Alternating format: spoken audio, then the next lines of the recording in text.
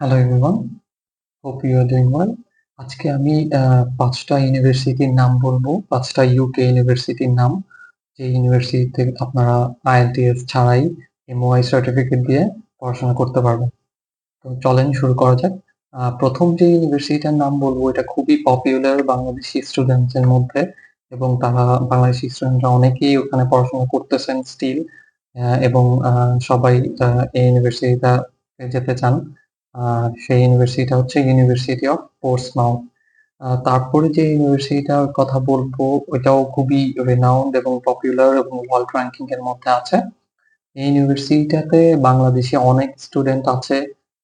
দেখা গিয়েছে আমাদের বাংলাদেশি কমিউনিটিটাও খুব ভালো। এই ইউনিভার্সিটিটা হচ্ছে গিয়ে ইউনিভার্সিটি অফ সাউথ ওয়েলস। তারপরে যে ইউনিভার্সিটিটার কথা বলবো, এই ইউনিভার্সিটিটা হচ্ছে গিয়ে রেক্সাম ব্লাইন্ডার ইউনিভার্সিটি।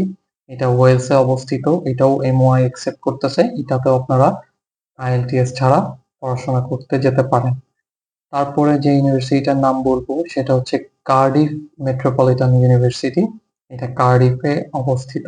তো এই ইউনিভার্সিটিটাতেও আপনারা পড়াশোনা করতে যেতে পারেন উইদাউট আইএলটিএস এ, এমওআই সার্টিফিকেট দিয়ে যেতে পারেন।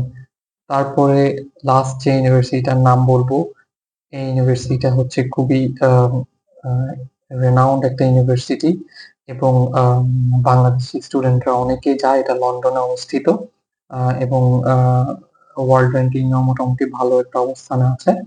ইউনিভার্সিটি অফ হার্টফোর্ডশায়ারের কথা বলছি আমি। লাস্ট ইউনিভার্সিটি যেটা ইউনিভার্সিটি অফ হার্টফোর্ডশায়ার।